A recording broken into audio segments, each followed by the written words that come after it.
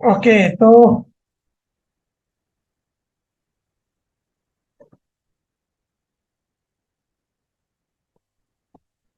Last अभी सत्संग इंदौर में हुआ था। वहाँ शायद लाइव चला था। बट आप सबका शायद शाम को 6 बजे डिस्कनेक्ट हो गया। बट वहाँ 7 साढ़े 7 तक सत्संग चालू था। लास्ट में कुछ सवाल जवाब हुए थे। काफी अच्छे अच्छे गहरे गहरे सवाल हुए।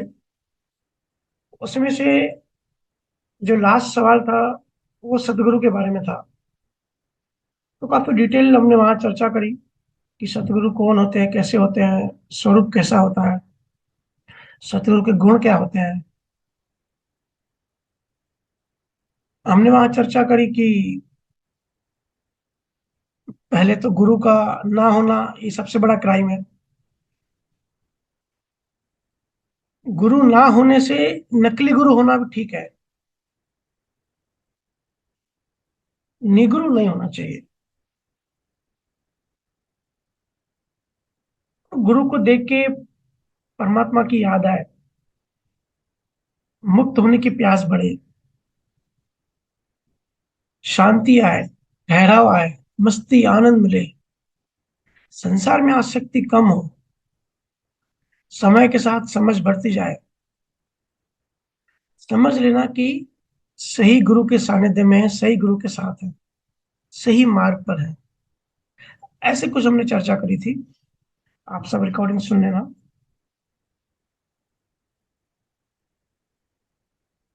फिर चर्चा हुई कि गुरु वही जो सच्चा ज्ञान दे, गुरु जो सत्य की बात करे, आत्मा की बात करे, स्वरूप की बात करे, वो सत्य गुरु।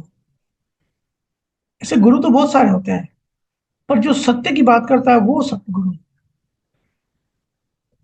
तो आज इससे थोड़ी आगे की बात करते हैं। फिर आप सब अपने लाइव सवाल पूछ सकते हैं।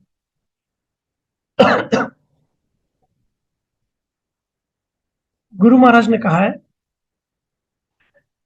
कहे सुखराम सतगुरु सोई, सत्य की भक्ति बतावे, सत्य स्वरूप घट माहे प्रगटे, उलट अगम गर जावे।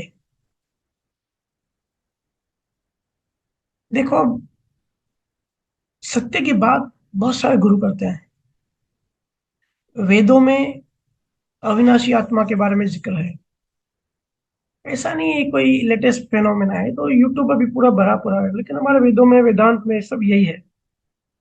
वेदांत उपनिषद, उपनिषद से लेके गीता तक सब आत्मा के बारे में ही बताते हैं।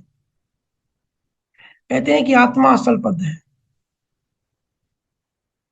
कृष्ण ने भी कहा, अक्षर अविनाशी, अक्षर अविनाशी ब्रह्म ही सत्य है। शंकराचार्य, रामानुज, नागार्जुन, ये सब कहते हैं अद्वैत ही सत्य है। रमन महर्षि भी कहते हैं आत्मा को पाना ही परम लक्ष्य होना चाहिए।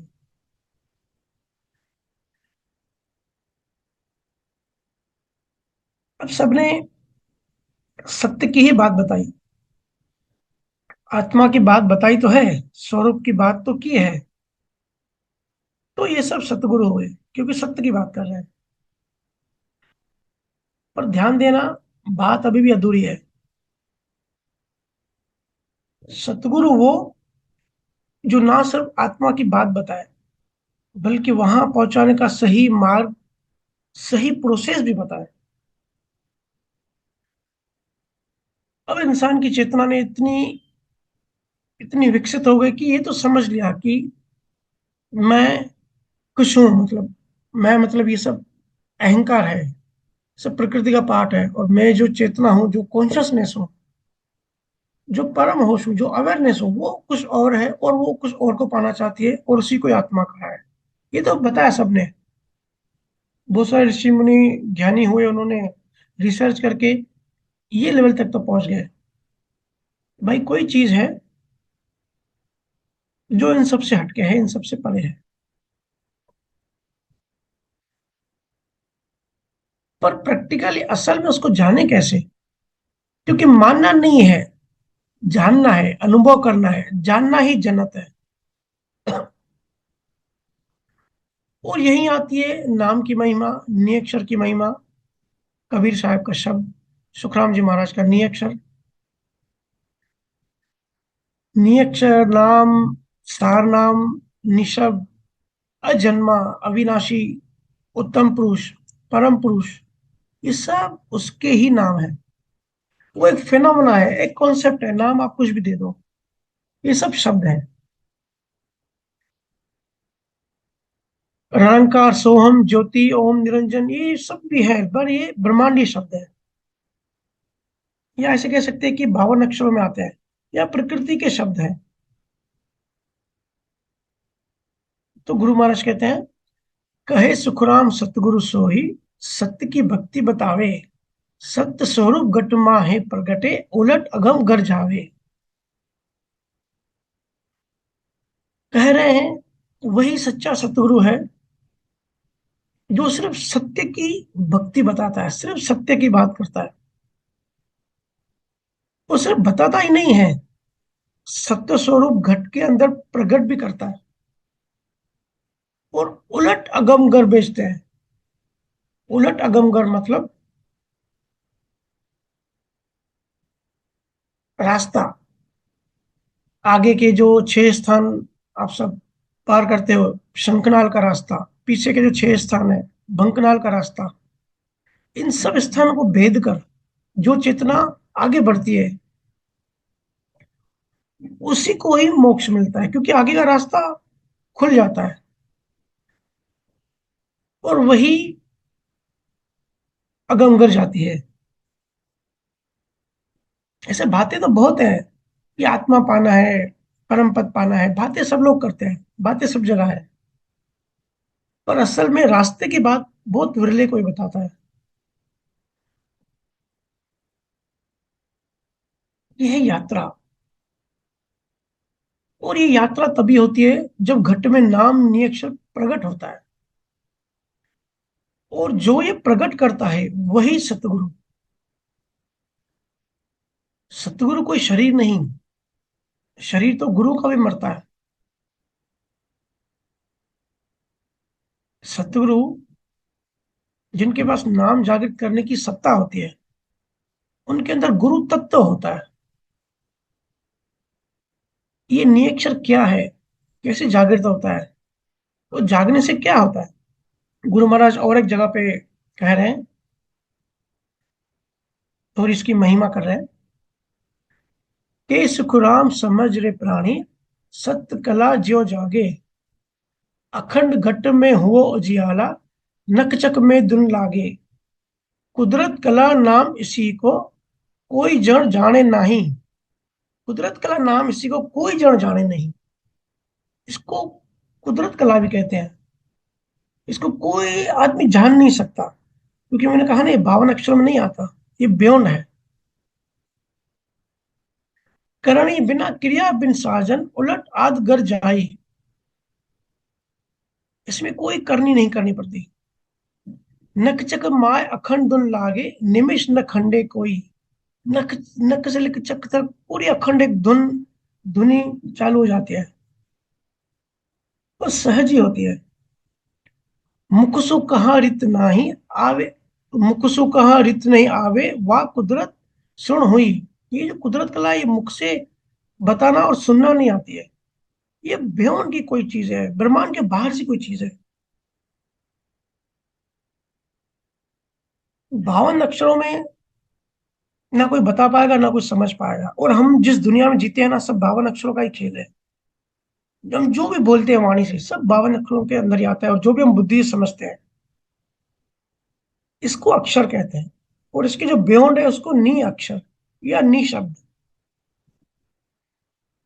या सिंपल में ऐसे समझो कि एक शक्ति, एक ऐसी शक्ति है जो गुरु से मिलती है, और 52 अक्षरों से परे है।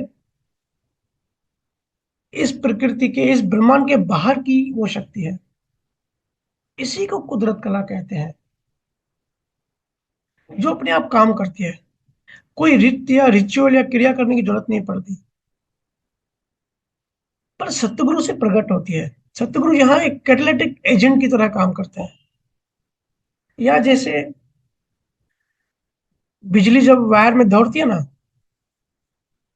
तो उसके पास इलेक्ट्रोमैग्नेटिक एनर्जी पैदा हो जाती है, एक चुंबकीय ऊर्जा पैदा हो जाती है,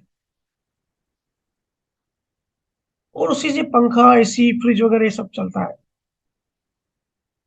ऐसे एक गुरु के सिर्फ होने से, जैसे बिजली के होने से इलेक्ट्रोमैग्नेट बनता है, वैसे एक गुरु के सिर्फ होने से नाम प्रकट हो जाता है।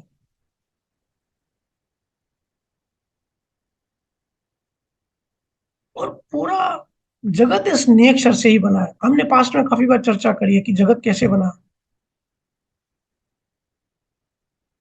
कैसे सनातन सत्य से, नियक्षर से एक एक चीज बनती गई। इसी को कबीर साहब ने भी बताया है।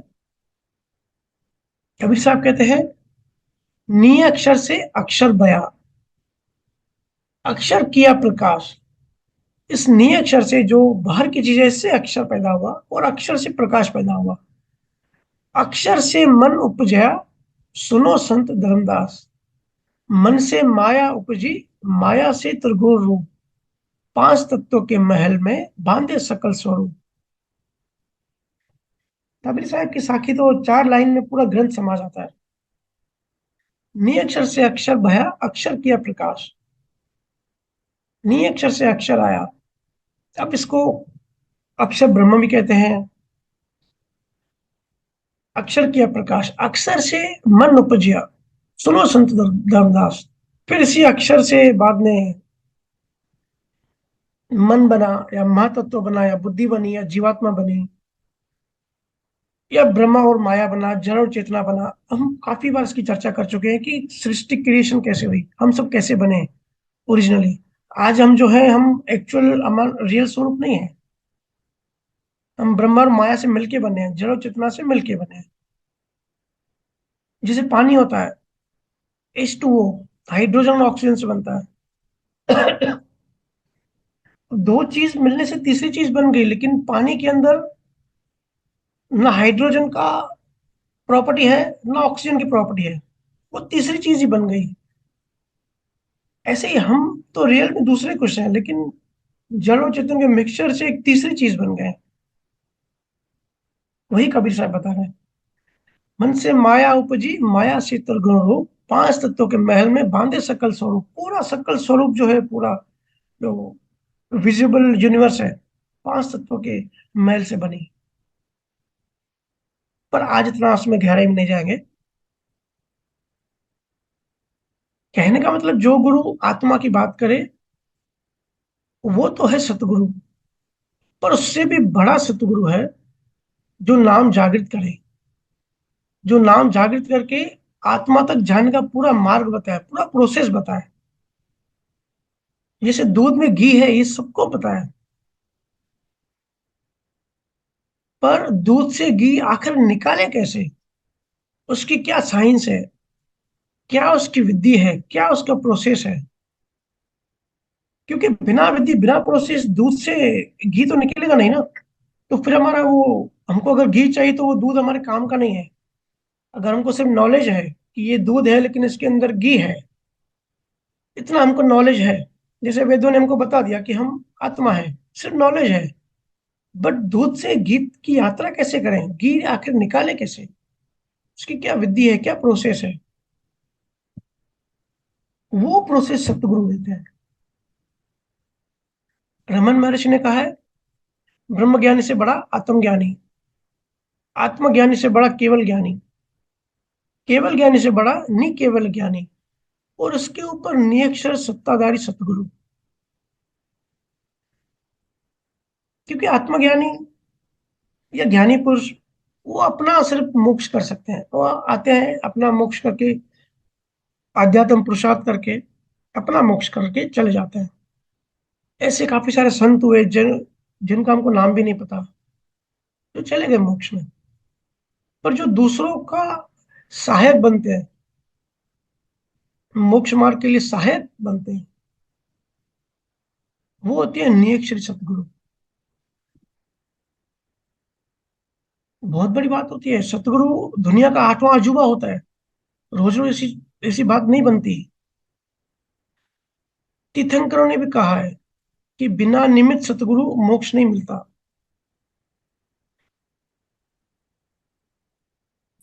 और कलयुग में एट प्रेजेंट जहां हम जिस समय की धारा में हम यहाँ बैठे हुए हैं, इसमें तीन बातें मुख्य है। सबसे पहले, अगर अध्यात्म में बढ़ रहा है तो तीन बातें मुख्य हैं, सार है अध्यात्म के लिए। सबसे पहले, सतगुरु से नियक्षर जागृत। दूसरा, शब्द का रास्ता, क्योंकि मार्ग बड़ा इंपॉर्टेंट होता है। हमको किसी भी मंजिल पे जाना है तो उस मंजिल पे पहुंचने के लिए वहां जो रास्ता, जो मार्ग जाएगा, वो भी इक्वल इंपॉर्टेंट होता है जितना मंजिल इंपॉर्टेंट होती है। तो रास्ता ही नहीं पता होगा तो मंजिल कैसे पहुंचेंगे। शब्द का रास्ता, शंखनाद और भंखनाद, और कलयुग में राम नाम सुमिरन। ये मुख्य बातें, सार जो कलयुग में सबसे फास्टेस्ट पहुंचाते हैं। मैं ये नहीं कहता हूँ कि यही है, पर इतना डिफिकल्ट है, इतना अनप्रैक्टिकल है दूसरे मार्ग, कि कहीं जन्म लग जाता है। और जो भी ज्ञान सत्य तो है लेकिन प्रैक्टिकल नहीं है, तो वो हमारे लिए सत्य नहीं है। बहुत बार ऐसा होता है कि बात सही होती है लेकिन प्रैक्टिकल नहीं है, तो जो प्रैक्टिकल नहीं वो हमारे काम की चीज नहीं है, तो हमारे लिए वो सत्य हुई नहीं ना। कृष्ण ने गीता में अक्षर ब्रह्म बताया और ओम का जाप करने को कहा है, अध्याय 6वें में। अब ओम एंड राम में क्या फर्क है, हम कई बार इसमें चर्चा कर चुके हैं, तो उसमें डिटेल में नहीं जाएंगे। कि कृष्ण ने 6ठियां दुआ में ओम का जाप करने को कहा, और केवल ज्ञानी राम का सुमिरन करने को कहते हैं। कबीर साहब, सुखराम जी महाराज, दादू दयाल, नामदेव, तुकाराम, इन सब संतों ने नियक्षर बताया। पलटू साहब। पर ये सब भी शब्द ही हैं।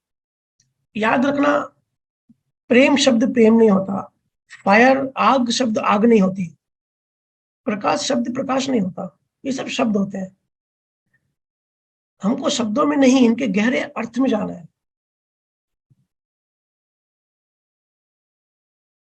और सतगुरु को वचन बल और चरित्र बल होता है, जिससे हमें आगे बढ़ने की प्यास पैदा होती है, एक प्रेरणा मिलती है। हम गिरते हैं, हमको प्रकृति, हमको माया फंसाती है, लालच लोभन देती है, अट्रैक्ट करती है। फिर सतगुरु के सानिध्य में वापस हम यू टर्न ले लेते हैं।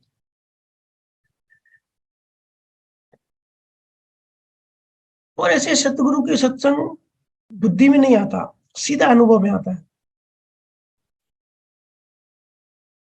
आप सब बताते हैं ना अपना अनुभव, कुछ अलग दुनिया ही महसूस होती है। वो क्या महसूस होता है वो दूसरे को बता नहीं सकते, कि क्या सिचुएशन है, कि क्या फील हो रहा है, क्या अनुभव हो रहा है। क्योंकि ये जो नाम तत्व है ना, ये अंदर काम करता है। सत्संग तो अभी कर्मों में लिखा हुआ है, जो बोल रहे हैं और जो सुन रहे हैं, ये तो लेन देन नहीं, तो लिखा हुआ है, पुण्य कर्मों से हम सत्य की बात कर रहे हैं। बट इसके साथ इसके साथ एक नाम तत्व, एक रियल तत्व भी अंदर जा रहा है। जैसे फूलों की खुशबू हवा अपने साथ लेके बहती है, ऐसे ही सत्संग के द्वारा सत्य बहता है। पर ये बात सब्जेक्टिव है, खुद अनुभव कर सकते, दूसरे को समझा नहीं सकते। जैसे कोई शुगर पेशेंट होता है, तो शुगर कम हो जाए या हद से ज्यादा बढ़ जाए, तो उसको शरीर में कुछ अलग महसूस होता है ना, वो खुद अनुभव कर सकता है। जिसकी शुगर 500 600 हो जाती है, तो वो अनुभव करता है कि क्या हो रहा है अंदर। पर वो दूसरे को वो फील नहीं करा सकता, वो दूसरे को नहीं बता सकता, वो खुद ही अनुभव कर सकता है। ऐसे ही अध्यात्म अनुभव दूसरे को नहीं बता सकते, ये सब्जेक्टिव चीज है। और सतगुरु जो होते हैं ना, वो इंजीनियर्स होते हैं, इंटरनल इंजीनियर्स। वो चेतना की ऊर्जा को भाव से शेप देते हैं, और वेस्ट हो रही चेतना को साफ करके वापस अपने सोर्स में भेजते हैं। तो काफी सारे योग हो गए, कर्म योग, साक्षी योग, ज्ञान योग, भक्ति योग, तंत्र योग, इंद्रिय योग, प्रणव योग, हठ योग, ध्यान योग, सांख्य योग, क्रिया योग। वो संतों ने अपने अपने समय में अलग अलग योग, अलग अलग बातें बताई। तो सबसे उत्तम है शब्द योग।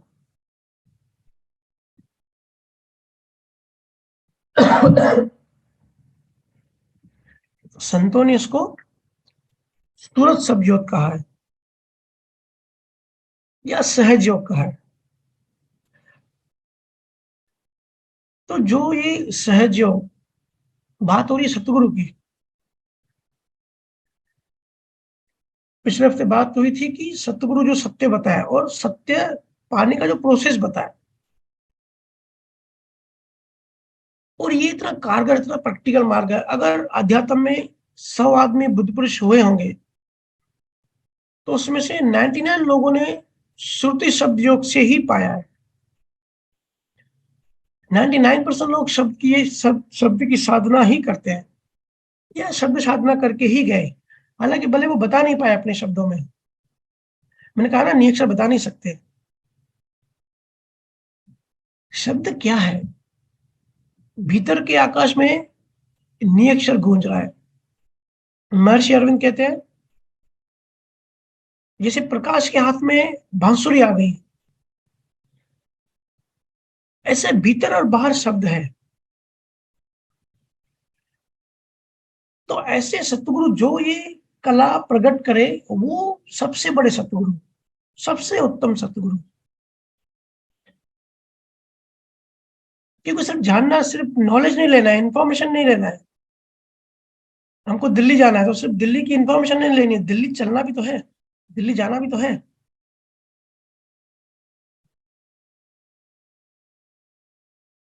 और ऐसे सतगुरु से जब भक्ति भाव धारण करते हैं, ऐसे सतगुरु को जब सानिध्य में जाते हैं, जब प्रेम में पड़ते हैं, तब बाकी जो जगत है ना, जो संसार है, उससे हमारे राग कम हो जाते हैं। राग और द्वेष दोनों कम हो जाएंगे। अब द्वेष, जब हमारा ध्यान ही नहीं होगा संसार में, तो द्वेष किससे करेंगे? तो इससे वैराग्य की वृद्धि होती जाती है। वैराग्य आजकल आना इतना आसान नहीं है, पर पूरी ऊर्जा को हम समेट के एक डायरेक्शन में डाल देते हैं तो फिर संसार से वैराग्य आता जाता है और एकाग्रता स्वभाव बन जाती है, और जो संसारी भावना वो कम होते जाते हैं। और ऑरा, सतगुरु में जब भाव करते हैं तो हमारे एक ऑरा बन जाती है। और सतगुरु के ऑरा में रहना मतलब, जैसे बहुत धूप में खड़े हो, बड़ी गर्मी में, तो एक पेड़ दिख गया, उसकी छांव में जाके खड़े हो गए, कैसी ठंडक मिलती है। वैसे ही गुरु के, ऐसे शब्दधारी गुरु के नजदीक छांव और ठंडक मिलती है।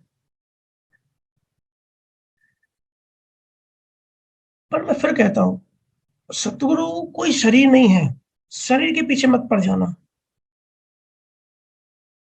ठीक है, शरीर की रेस्पेक्ट है, वो अपनी जगह है, लेकिन असली बात वो तत्व है। शरीर तो एक बॉक्स है, एक पैकिंग है, उस बॉक्स के अंदर असली तत्व है।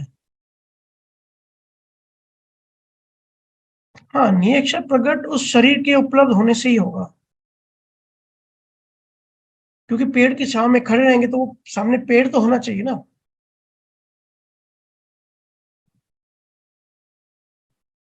सतगुरु बड़े दयालु, बड़े करुणावान होते हैं। ऐसे नॉर्मल इंसान की भी जब भी, अब लोग पूछते हैं कि भैया पता कैसे पड़े कि चेतना ऊपर चढ़ रही है कि नीचे चढ़ रही है, नीचे जा रही है। तो जब भी प्रेम, दया, करुणा आपके अंदर आए ना, किसी के लिए भी, चाहे संसार में भी किसी के ऊपर करुणा आए, तो समझ लेना कि आपकी चेतना ऊपर उठ रही है। और किसी के ऊपर द्वेष भावना है, किसी को गिराने का भाव करें, तो समझ लेना कि चेतना नीचे गिर रही है। तो ये तो साधारण बात हो गई, लेकिन सतगुरु जो चेतना के शिखर पर बैठे होते हैं, तो वो उनमें कितनी करुणा होगी। वो इतनी मेहनत करते हैं हमारे साथ, हमको पता भी नहीं होता और हमको पता पड़ने भी नहीं देते हैं। ये ऐसे होता है कि जैसे गहरा अंधेरा है, गहरे अंधेरे में सालों रहने के बाद जब रोशनी में आते हैं, तब हमारी आँखें एक तिलमिला जाती हैं। हमारी आँखें सालों अंधेरे में रहने के बाद जब सूर्य के सामने आती है, तो वो बर्दाश्त नहीं कर पाती, वो प्रकाश। तो वैसे ही हम करोड़ों सालों से बेहोश हैं, सोए हुए हैं। अगर डायरेक्टली कोई आके हमको सत्य दे देगा, तो हम बर्दाश्त भी नहीं कर पाएँगे। इसलिए गुरु जितना हम बर्दाश्त कर सकते हैं, जितना समझ सकते हैं, जितना झेल सकते हैं, उतना धीरे-धीरे हमारी कैपेसिटी के हिसाब से सत्य देते जाते हैं और कैपेसिटी बढ़ाते जाते हैं साथ में। और ये सब काम अंदर निरीक्षण करता है। गुरु महाराज ने कहा ना, ये रीत अपने आप चलती है, तो निरीक्षण अंदर ही काम करता रहता है। निरीक्षण मतलब नाम धीरे-धीरे मन को लीन करता है।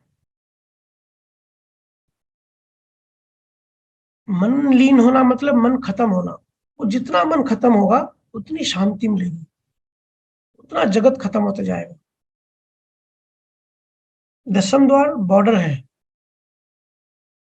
उसके ऊपर सिर्फ चेतना जाती है, और जो भी जड़ है, जो भी जड़ तत्व है, वो नीचे रह जाते हैं। तो ऊपर जब हम स्थिर हो जाते हैं स्वरूप में, तब आत्मा की सत्ता में होते हैं, सत्य स्वरूप की सत्ता में होते हैं। इसी प्रोसेस को गुरु महाराज ने नव तत्व लिंग शरीर कहा है। हमने कई बार चर्चा करी है। ये त्रिकुटी के बाद जब हम ऊपर उठते हैं, तब ये धीरे-धीरे कम होते-होते खत्म होते जाता है। एकदम से खत्म नहीं होगा, जैसे मैंने कहा कि हम झेल नहीं पाएँगे। हमारी पात्रता के हिसाब से खत्म होते जाएगा। ये नव तत्व लिंग शरीर क्या है? 5 कर्म इंद्रिय, 5 ज्ञान इंद्रिय, 10 प्राण, 5 महाभूत, मन, चित्त, बुद्धि, अहंकार, अज्ञान। ये 9 चीजें हैं। ये रॉ मटेरियल है। इस रॉ मटेरियल से जीवात्मा बनती है। इसी को गुरु महाराज ने नव तत्व लिंग शरीर कहा है, जिसको हम शादी भाषा में जीवात्मा भी कहते हैं, या मन कहते हैं, सूक्ष्म शरीर कहते हैं। बात नाम कुछ भी दे दो, कॉन्सेप्ट क्लियर होने चाहिए। तो सत्य की भक्ति, गीता में भी कृष्ण ने प्रेम और भक्ति को ही प्रभु प्राप्ति का सबसे उत्तम मार्ग बताया है, अध्याय 8वें में।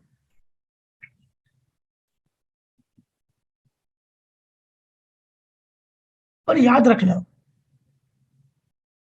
मोक्ष मार्ग प्राइवेट होता है, ये जनरल सबके लिए नहीं होता। ये गुरु शिष्य परंपरा से ही मिलता है। गुरु शिष्य परंपरा में गुरु से ही मिलता है। ये एक रोड की तरह नहीं होता कि भाई एक रोड बना दो, फिर लिख दो कि इस रोड से चलने से मुक्ति या मोक्ष मिलता है। ऐसा नहीं होता कि भाई रोड का एक रूट लिख दिया। ये हमेशा गुरु शिष्य का प्राइवेट होता है। ये मार्ग लिख नहीं सकते कि भाई एक मार्ग लिख दिया ग्रंथों में कि ये मार्ग है, फिर सब उस पर चले। ऐसा कभी नहीं होता, क्योंकि मार्ग तभी शुरू होता है जब निरीक्षण जागृत होता है। याद रखना, बहुत बड़ी बात है। ये रिलेशन बहुत प्राइवेट होता है। थियोरेटिकली जैसे एक टीचर 200 स्टूडेंट को बता रही है, सिखा रही है कि ये निरीक्षण है, ये नाम है, ऐसे मुक्ति मिलती है, ऐसे मोक्ष मिलता है, तो वो तो एक वो लिख दिया ग्रंथों में, लेकिन वो सिर्फ टीचर ने बताया और स्टूडेंट ने सुना। उससे ज्यादा कुछ नहीं होगा, सिर्फ इंफॉर्मेशन, एक नॉलेज मिलेगा। गुरु शिष्य का रिलेशन स्टूडेंट टीचर की तरह नहीं होता।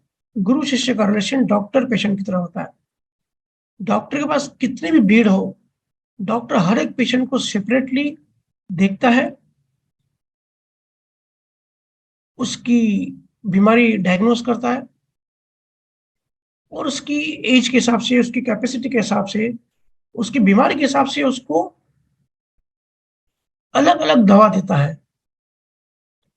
और सारे पेशेंट को एक ही बीमारी हो और सबको एक ही टाइप की दवा लगेगी ऐसा भी नहीं है। ऐसे दवाइयां तो मेडिकल शॉप पे जाओ तो दवाइयां तो बहुत सारी है, फिर भी डॉक्टर की जरूरत क्यों पड़ती है? क्योंकि किसको कौन सी कब कितनी दवा लगेगी, किसको कैसी बीमारी है, वो अलग अलग होती है। तो ये हमारा मन है ना, ये बीमारी है। किसको कितने कर्मों की बीमारी है, किसको कितनी वासना है, कौन कितना अज्ञानी है, कौन कितना ज्ञानी है, ये सब डायग्नोज करने की चीजें हैं। इससे हम ग्रंथ पढ़ के इस रास्ते में आगे नहीं बढ़ सकते। तो ये रिश्ता बड़ा प्राइवेट होता है। जैसे गूगल में हम जीपीएस यूज करते हैं कहीं जाने के लिए, तो कोई रूट डालो तो जीपीएस बहुत सारे रूट दिखाता है। तो बहुत सारे रूट में हमारा जो रूट होता है, हम एक रूट सिलेक्ट करते हैं, तो बाकी सारे रूट जो है ना वो गायब हो जाते हैं। और जितना हम आगे बढ़ते हैं, आप चेक करना जीपीएस में, मुझे बड़ी ये चीज अच्छी लगती है, जितना आप आगे बढ़ोगे ना उतना पीछे का रास्ता ब्लैक होते जाता है। आगे का रास्ता ब्लू होता है, पीछे का ब्लैक होते जाता है कि भाई ये हो गया, अब इससे आगे बढ़ गए। वैसे ही मोक्ष मार्ग पर्सनल है, और पर्सनल गुरु से ही मिलता है। ग्रंथों में गुरुओं ने अपना अनुभव जरूर लिखा है, लेकिन मार्ग भी लिखा है, लेकिन उस मार्ग पे चल नहीं सकते, क्योंकि गाड़ी नहीं है। गाड़ी के बारे में इंफॉर्मेशन है, लेकिन गाड़ी तो चाहिए, और गाड़ी भी ऐसी रॉकेट जैसी चाहिए, और उसमें प्रॉपर फ्यूल होना चाहिए। तो वो नेचर है ना, वो गाड़ी है। गुरु नानक ने कहा है ना, नाम जहाज है, चले सो उतरे पार।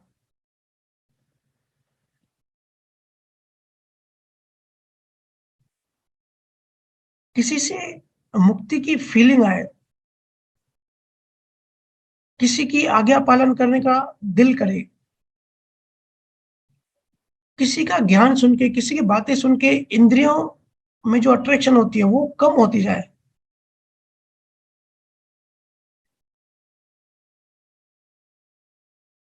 गुरु याद आने से या उसकी बात याद आने से राग द्वेष कम हो जाए, तो समझो वो आपका सतगुरु है। सिगरेट पीने की इच्छा हुई और सडनली गुरु का चेहरा याद आ गया, और उसी टाइम सिगरेट फेंक दिया, तो समझो वो आपका सतगुरु। डॉक्टर पेशेंट, उस डॉक्टर की दवा आप पे काम कर रही है, इसका मतलब। पर याद रखना, सब स्टेप बाय स्टेप होता है। देखो सिंपली हम संसार में भी कहीं जाते हैं ना, एक्चुअली हम ऑब्जर्व नहीं करते। अध्यात्म इतना सहज है, अगर हम जितना जीवन सिखाता है ना उतना कोई नहीं सिखाता। अगर जीवन में हम छोटी छोटी बातें ऑब्जर्व करें ना, एक जो ड्राइविंग करते हैं, कार चलाने में भी जो ऑब्जर्व करेगा ना कि क्या क्या घटना घट रही है, इतनी छोटी छोटी बातें हम जो ध्यान नहीं देते, तो उनसे बड़ी सीख मिलती है।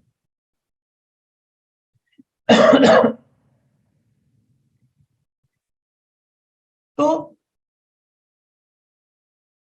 सब स्टेप बाय स्टेप होता है, सब प्रोसेस से होता है। एकदम से हम कहीं जंप मार के पहुंच गए या गाड़ी चला रहे हैं, हम 10 किलोमीटर आगे नहीं देखते, हमारे सामने 100 मीटर 300 मीटर तक हम देखते हैं। 10 किलोमीटर बाद कितनी ट्रैफिक जाम है उससे हमको फर्क भी नहीं पड़ता, हमारे सामने कितनी ट्रैफिक जाम है हमको उससे फर्क पड़ता है। कहने का मतलब, हर चीज स्टेप बाय स्टेप होती है। कुछ लोग हैं यूट्यूब से ज्ञान उठाए कहते हैं कि किसी गुरु की जरूरत नहीं है, सिर्फ आत्मा में रहो। अरे भाई कैसी बात है, आत्मा, आत्मा में कोई कैसे रह सकता है? आत्मा तो मंजिल है, मार्ग थोड़ी है। और जो आत्मा में रहता है उसको पता भी नहीं पड़ता कि वो आत्मा पहुंच गया, वो तो दूसरों को देख के थोड़ा थोड़ा ऐसे आइडिया लगती है। ये ऐसे है कि आप फुटबॉल खेलते हो, तो गली में रोड पे फुटबॉल खेलते हो, फुटबॉल सीखते हो पहले, फिर सीखते सीखते आप स्टेट लेवल पे खेलते हो, फिर स्टेट लेवल से नेशनल लेवल पर जाते हो, फिर नेशनल चैंपियन बन जाते हो, फिर नेशनल लेवल पे खेल के फिर इंटरनेशनल लेवल पर जाते हो ना। ऐसे स्टेप बाय स्टेप ऊपर जाते हो ना। या बोलोगे कि नहीं मैं डायरेक्ट ओलंपिक में जाके खेलूंगा, मैं डायरेक्ट इंटरनेशनल लेवल पे फुटबॉल खेलूंगा। अब घर की गली में तो फुटबॉल खेला नहीं, तो ओलंपिक में कैसे खेलोगे? ओलंपिक में जाके गोल करूंगा, ऐसा नहीं हो सकता ना, प्रैक्टिकली सोचो। ऐसे ही मैं आत्मा हूं, डायरेक्ट नहीं जा सकते।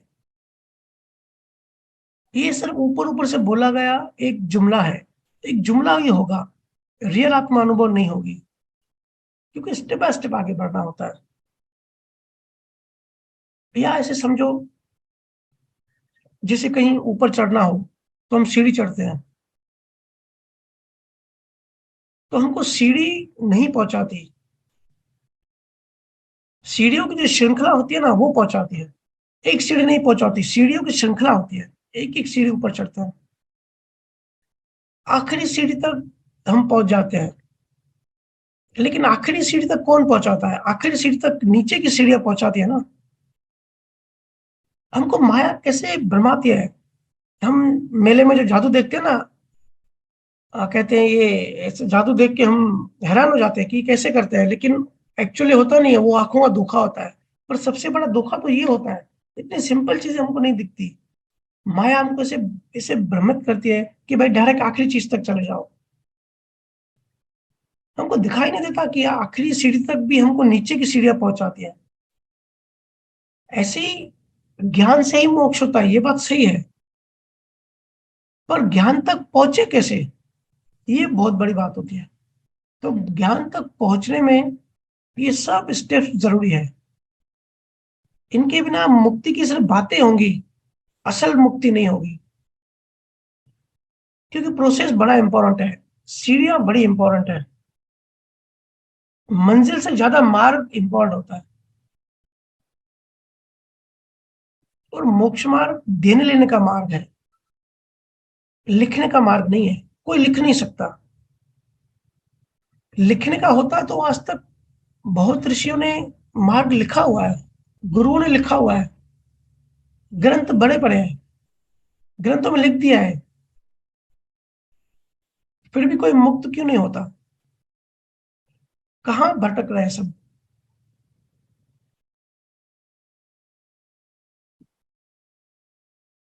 और एक बात याद रखना, क्योंकि सतगुरु के बारे में बात चल ही रही है, कोई भी ग्रंथ गुरु से ऊपर नहीं होता। ग्रंथ कुछ भी बोले, गुरु जो कहे वही फाइनल होता है। गुरु वाक्य ब्रह्म वाक्य होता है। जैसे नीचे वाली कोर्ट कोई फैसला दे, फिर इसके ऊपर हाई कोर्ट, फिर इसके ऊपर सुप्रीम कोर्ट होती है ना। तो सुप्रीम कोर्ट कुछ कहे या हाई कोर्ट कुछ कहे, तो सुप्रीम कोर्ट उसको गलत साबित कर सकती है कि नहीं ऐसा नहीं है, ऐसा है। और सुप्रीम कोर्ट के ऊपर राष्ट्रपति होता है, तो जो वो बोलते हैं वही फाइनल होता है। किसी को अगर सुप्रीम कोर्ट ने सजा दी तो राष्ट्रपति सजा माफ कर सकता है। ऐसे ही ग्रंथ, अगर सतगुरु मौजूद नहीं है तो ग्रंथों का सहारा ले सकता है। और ऐसे ही ग्रंथ पढ़ो, तो भी गुरु के प्रकाश से ही पढ़ना। ग्रंथ भी पढ़ना है ना, तो गुरु के प्रकाश से ही पढ़ना है, अपने मन से नहीं। अपने मन से पढ़ोगे तो अर्थ का अनर्थ कर दोगे। तो वेदों के ऊपर वेदांत, वेदांत के ऊपर उपनिषद, उपनिषद से ऊपर गीता, गीता से ऊपर केवल ज्ञानियों की वाणी या केवल ज्ञानियों के ग्रंथ,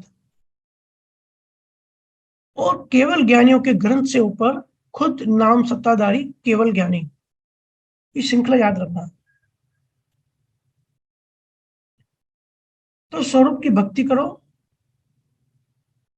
आत्मा पाने का लक्ष्य रखो।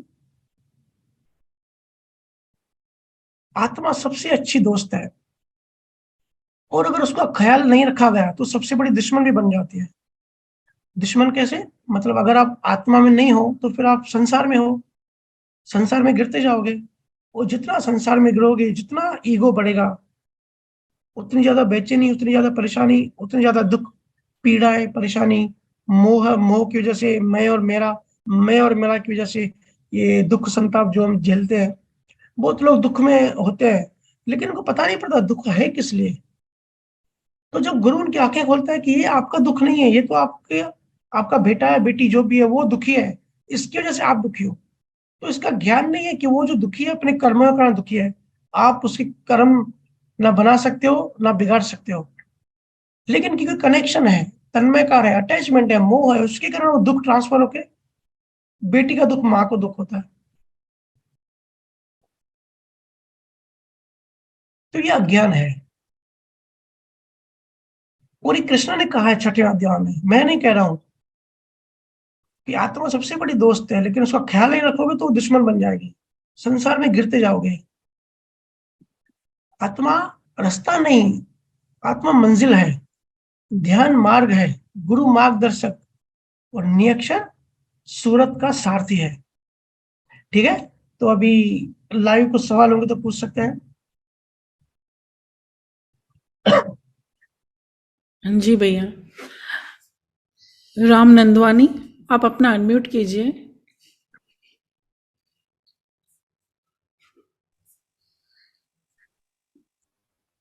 राम राम साईं। राम राम राम राम। मेरा एक सवाल है। जी हेलो।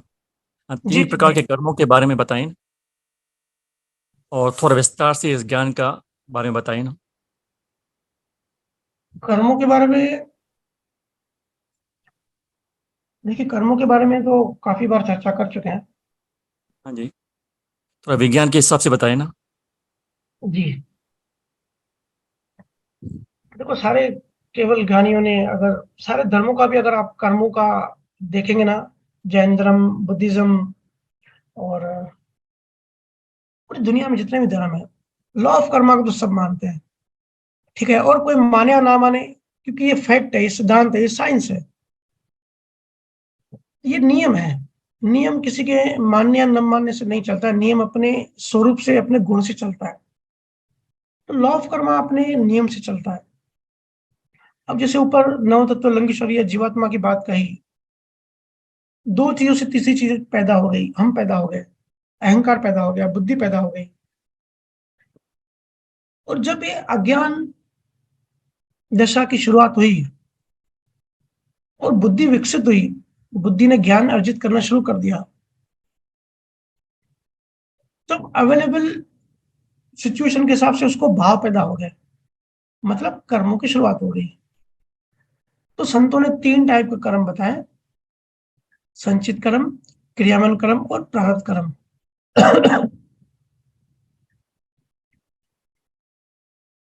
इस जीवन में पहली श्वास से लेकर आखिरी श्वास तक हम जो भी भाव करते हैं, अच्छा भाव करते हैं, बुरा भाव करते हैं, याद रखना शरीर की क्रिया की बात नहीं कर रहा हूं। शरीर की क्रिया तो प्रारब्ध कर्म का पार्ट है, लेकिन अंदर से जो जीवात्मा को जैसा ज्ञान होता है, जीवात्मा जिस टाइप की होती है, उसके हिसाब से जीवात्मा भाव करती है। क्योंकि लाइक्स अट्रैक्ट लाइक, जैसे अंदर बीज होते हैं, पुराने संस्कार होते हैं, उसी लेवल की, उसी टाइप के नए भाव बनाती है जीवात्मा। तो भावों से क्या होता है, नया बीज बनता है। उस नए बीज को ही हम कर्म कहते हैं, कि नया कर्म बना है। इसी को संतों ने क्रियामीन कर्म कहा है। ठीक है, तो जब तक कोई शरीर में है तब तक उसका फ्रीडम है, वो नया कर्म बना सकता है, पहली श्वास से लेके आखिरी श्वास तक। अब ये बन तो गए, इसको डिलीट कैसे करें, इसको हटाए कैसे? क्योंकि मोक्ष मार्ग में सबसे बड़ी रुकावट क्या है, कर्म है। वो जब तक तीनों टाइप के कर्म जीरो नहीं होंगे, कोई भी चेतना मोक्ष में नहीं आ सकती। क्योंकि प्रकृति से जो लेन देन की है, जो ट्रांजेक्शन की है, जो लोन लिया है, वो तो पेमेंट पूरी करनी पड़ेगी ना।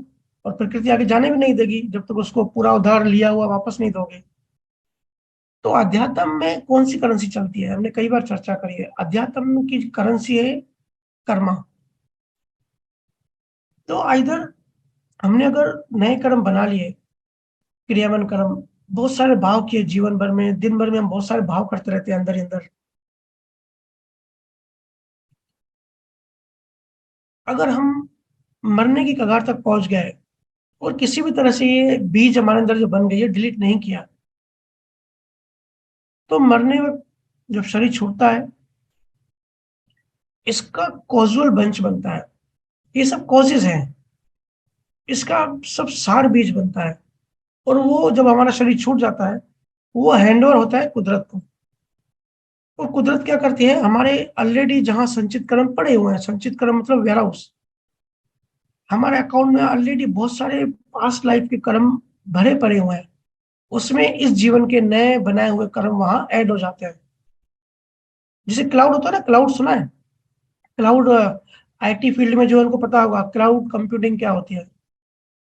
जो भी ये फेसबुक व्हाट्सएप हम सब चलाते हैं ना, ये सब क्लाउड कंप्यूटिंग है। इसकी जो डेटा है ना, क्लाउड पे जाके सेव होती है। क्लाउड का मतलब ऊपर। तो ये जो डेटा है, हम जो जीवन भर में नए कर्म बनाते हैं, अगर हमने डिलीट नहीं किए तो शरीर छोड़ने के बाद ये कुदरत में सबमिट हो जाता है। और शरीर हमारा छूट गया, इसके बाद हम इसमें कुछ एडिट नहीं कर सकते, कुछ चेंज नहीं कर सकते। लेकिन जब तक हम शरीर में हैं, तब तक इसको हम इन कर्मों को बढ़ा भी सकते हैं, इनको माइल्ड भी कर सकते हैं, इनको जीरो भी कर सकते हैं।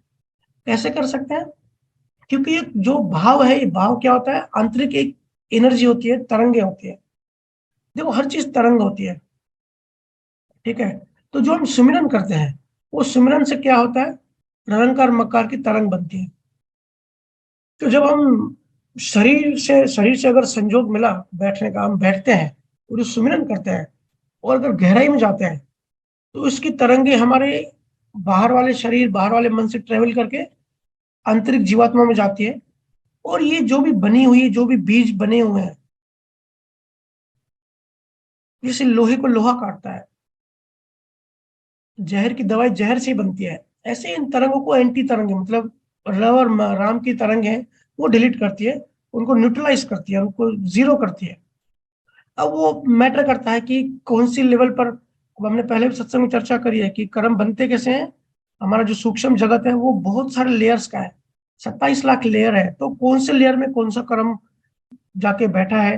कभी कभी हम कोई बहुत ट्रॉमा में होते हैं, या बहुत टेंशन में, तनाव में होते हैं, तो बहुत डीप, या डीप दुख में होते हैं, तो बहुत डीप लेवल तक जाके वो बीज भाव बैठ जाता है।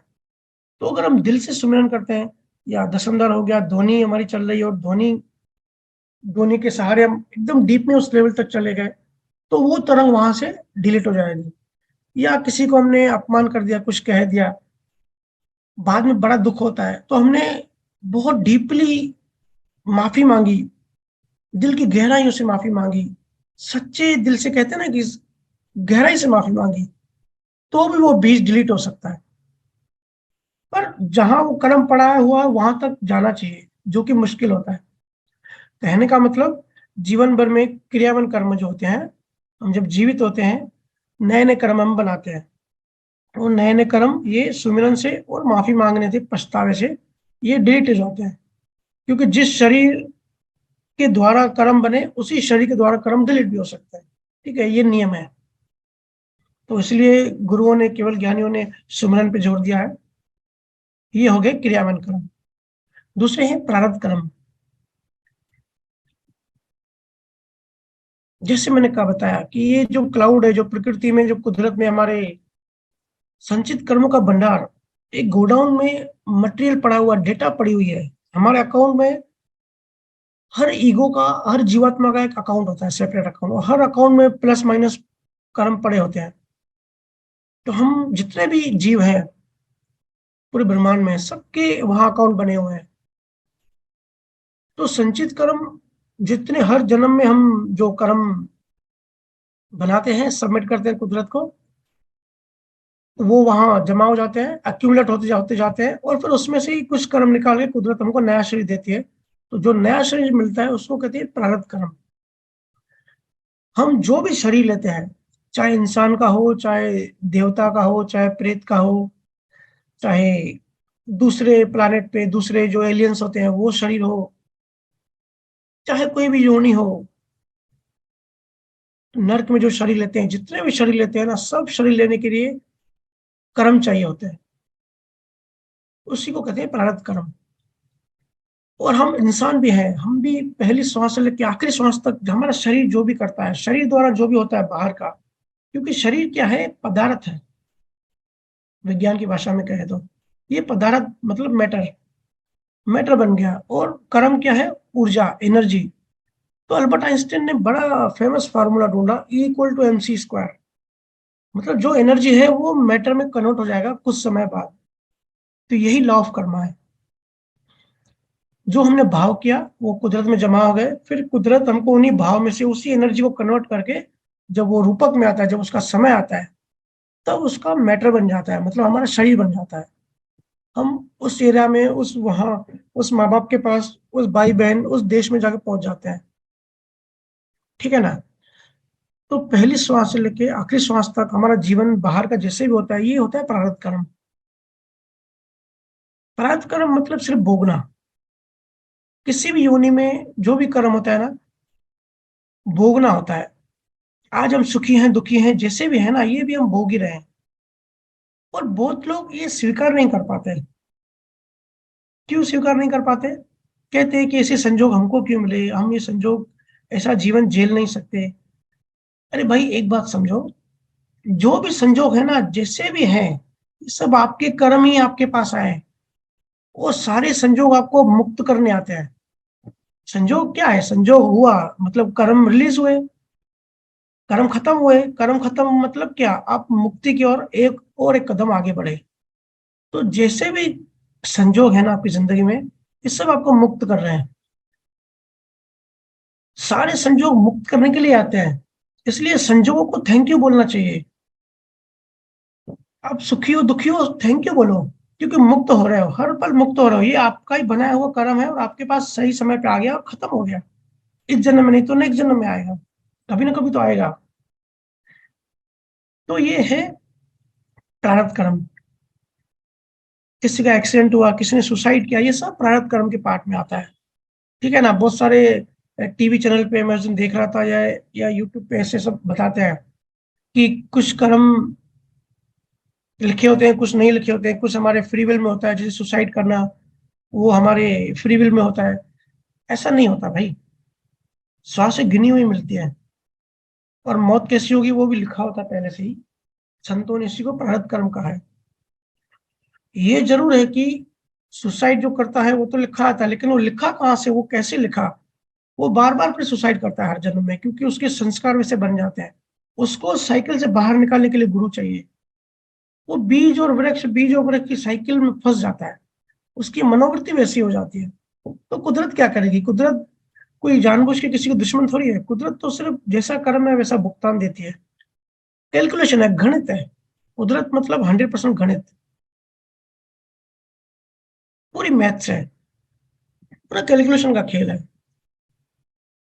तो ये है प्रारब्ध कर्म। और तीसरा, संचित कर्म। अब इसमें काफी लोगों को कंफ्यूजन है।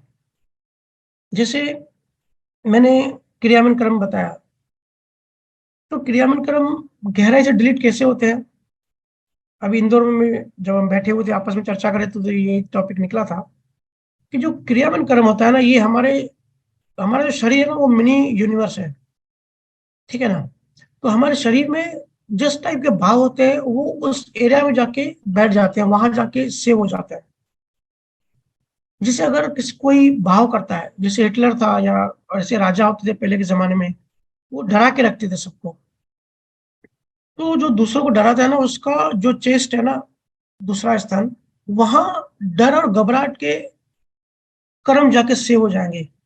देखो, किसी को डर या घबराहट लगता है ना, छाती पे हाथ रखता है एकदम से, तो उसके पीछे वो कर्म वहां पड़े होते हैं। और बहुत उसके पीछे भी बहुत लेयर्स होते हैं, बहुत गहराई होती है। अब किसी को नियक्षर मिला और वो वहां पे उसका शब्द अगर है, वो काम कर रहा है, मतलब अंदर के वो जो क्रियावन कर्म है वो डिलीट हो रहा है। ठीक है ना। तो ऐसे हर एक स्थान पे अपने अपने टाइप के कर्म जमा हो जाते हैं। अहंकार के जो कर्म होते हैं वो घुटने में या रीढ़ की हड्डी में जाके सेव हो जाते हैं। ऐसे हर किसी की, हर कर्म की अपनी अपनी टाइप होता है, अपनी अपनी कैटेगरी होती है। और जैसे हम स्थान स्थान क्रॉस करते हैं क्लियर करते हुए, ऐसे वो डिलीट हो जाते हैं। तो क्रियावन कर्म तो शून्य हो गए। हम सुमिरन कर रहे हैं, धुनी में मस्त मगन और लीन हो रहे हैं। और प्रारब्ध कर्म तो रोज हम भोग ही रहे हैं। हम जो जीवन जी रहे हैं, प्रारब्ध कर्म से मुक्ति मिल रही है आखिरी श्वास तक। फिर ये जो संचित कर्म है, इससे मुक्ति कैसे मिलेगी? अब कुछ कहते हैं कि भाई दसम द्वार खुल गया और संचित कर्म डिलीट हो जाते हैं। कुछ कहते हैं नियक्षर जागृत हो गया और संचित कर्म डिलीट हो जाते हैं। असली और रियल और प्रैक्टिकल बात समझो, अनुभव वाली बात। जब कोई, जैसे गुरु महाराज ने बताया कि इच्छा माया आखिरी तक होती है, जो हमारे बिलीव्स होते हैं। तो जब इच्छा माया को हम जीत के आगे बढ़ते हैं, या दसम द्वार के ऊपर, सादी भाषा में दसम द्वार के ऊपर जब कोई एस्टेब्लिश हो जाती है, जब कोई चेतना वहां स्थिर हो जाती है, जब दसम द्वार खुलता है ना, तब वो तो पाइपलाइन का रास्ता खुल जाता है। लेकिन हम संसारी हैं, हमको आदत है बहुत जन्मों की, तो हम वापस बार बार गिर जाते हैं।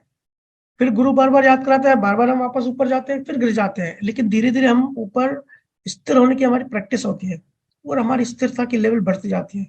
और जब यही लेवल 100% हो जाती है, उसको समाधि अवस्था कहते हैं, कि ये वहां स्थिर हो गया। उस समाधि के बाद जब अनुभव गहरा होता है, तब वो जो अनुभव है, संतों ने उसको कहा है ज्ञान अग्नि।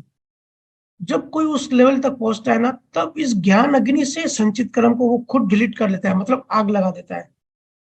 अब वेयर हाउस में इतने सारे कर्म पड़े हुए हैं, तो उसको भोग भी नहीं सकते। अगर इतने सारे कर्म भोगेंगे तो मोक्ष तो मिलेगा ही नहीं, हम भटकते रहेंगे बार बार। और एक एक कर्म को डिलीट भी नहीं कर सकते। तो क्या है, कचरा कितना भी बड़ा हो, उसको आग लगा दो तो एक साथ वो जल जाता है ना। तो ज्ञान अग्नि से संचित कर्म जल जाते हैं, लेकिन ज्ञान अग्नि तक पहुंचना पड़ता है, वहां पे इतना आसान नहीं है। लेकिन हाँ, जला सकते हैं। अब बहुत सारे पंथों में से भी बताया जाता है कि कर्म को डिलीट नहीं कर सकते, कर्म को जलाया नहीं जा सकता, कर्मों को भोगना ही पड़ेगा। तो भाई जो इसे मानता है ना, मतलब वो एक बात तो पक्की है, उनको मोक्ष से मुक्ति कभी नहीं मिलेगी। क्योंकि इतने भंडार है ऊपर, इतने संचित कर्म है, हर एक पल में, हर एक सेकंड में हम कर्म बनाते हैं। खुद अपनी अपनी टेस्टिंग खुद करिए। हम दिन भर में कितने भाव बनते हैं हमारे अंदर। हम कार चलाते हैं, बाइक चलाते हैं, रोड पे सामने कोई आ जाता है, एकदम से कितना भाव में हम आ जाते हैं, कितना गुस्सा आ जाता है। हम तन्मय कर रहे हैं, वही गुस्सा हमारे अंदर भी आता है। हर एक सेकंड में हमारे भाव कितने कर्म बनते हैं। तो संचित कर्म का जो वेयर हाउस है ना, वो बहुत बड़ा है। संचित कर्म में से जो हमारा जीवन प्रारब्ध बनता है ना, वो तो शोरूम है, वो तो 5% 10% मटेरियल आता है। लेकिन हमारा वेयर हाउस सबका बहुत बड़ा है, हिमालय है हमारे कर्मों का।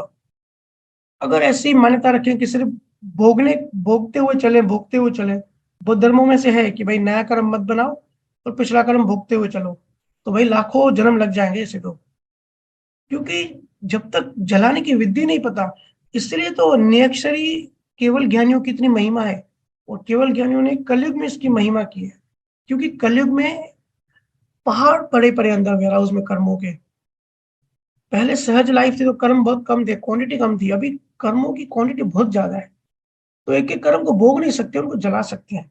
लेकिन उस ज्ञान अग्नि, उस अनुभव तक पहुंचना पड़ेगा, उस समाधि अवस्था तक। तो जितना हम ध्वनि में लीन होते हैं, वो एक पॉइंट आता है जहां पे कर्मों का पूरा साइंस खुल जाता है, और ज्ञान अग्नि से उसको जला सकते हैं। तो जैसे ही वो जले, तो ये 3 टाइप के कर्म होते हैं। और तीनों टाइप के जब कर्म जीरो होते हैं, तब भी कोई जीवात्मा खत्म होती है और चेतना मुक्त हो जाती है। तो ये 3 टाइप के कर्म है।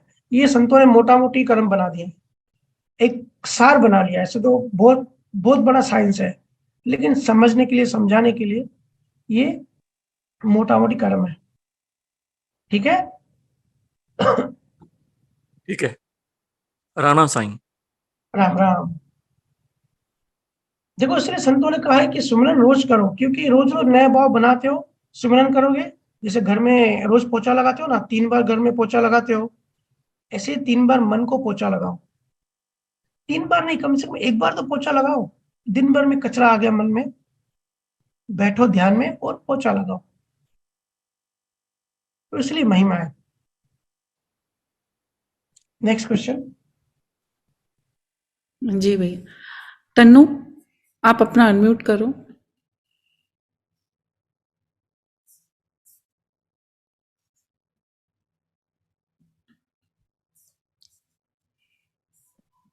तन्नू, राम राम भैया। राम राम। भैया मेरे को पूछना था कि अहंकार हमारा कैसे जाए, कि हम हर चीज में हमारा अहंकार तो होता ही है, कि वो स्थिति हमारी कैसे आएगी कि हम हर चीज में कहे कि सिर्फ मैं नहीं, सिर्फ तू ही तू है। हम्म जैसे अहंकार, ईगो, सब झगड़ों का मुख्य कारण ईगो ही होता है। कहते हैं ना, ये दिल है कि मानता नहीं, एक्चुअली बोलना चाहिए ये ईगो है कि मानता नहीं। ये ईगो अहंकार है क्या? ये जो हमने ऊपर चर्चा करी जीवात्मा की या नवतत्व लिंग शरीर की, इसमें मन चित्त बुद्धि अहंकार एक अहंकार का ही पार्ट है। बट एज अ होल देखेंगे तो ये जीवात्मा जो है ना, इसका अस्तित्व है, इसका अस्तित्व होना ही अहंकार है। अहंकार का सिंपली मतलब अपनी अलग सत्ता मानना, कि मैं अलग हूं, परमात्मा अलग है। अपने आप को अलग मानना, इसको कहते हैं अहंकार, ईगो। अस्तित्व से अलग मानना कि भाई मेरा अलग कोई अस्तित्व है। तो जब मैं अलग हो जाऊंगा, फिर जो मैं अलग हूं तो फिर मुझे भी ये सब मेरा है। मेरा भाई अलग है और मैं अलग हूं, अब मैं अलग हुआ तो फिर मेरे पास क्या क्या है। फिर मैं से मेरा पैदा होता है, ये मेरा, वो मेरा, बच्चे मेरे, संसार मेरा। फिर मेरे से संसार बढ़ता जाता है, और इस बड़े हुए संसार में फिर नई नई वासनाएं, नई नए बीज, नए नए भाव, ये सब पैदा होते जाते हैं। तो सिंपल भाषा में समझो कि ये जीवात्मा ही अहंकार है जो हमारे अंदर है ना। ये बात कि भाई मेरा अलग अस्तित्व है। अब जब मैं अपने आप को अलग मानते हैं और दिन भर भाव करते हैं, इवन आपको पता है नींद में भी, नींद में जब हम डीप में सोते हैं ना, फिर भी हम होते नींद में है, लेकिन तो भी हम, हमारे अहंकार का अस्तित्व होता है। मतलब वहां भी हम अपने आप को अलग मानते हैं। इसलिए देखो, सपनों में हमको अपना अलग शरीर शरीर दिखता है, हमको अपना नाम अलग दिखता है।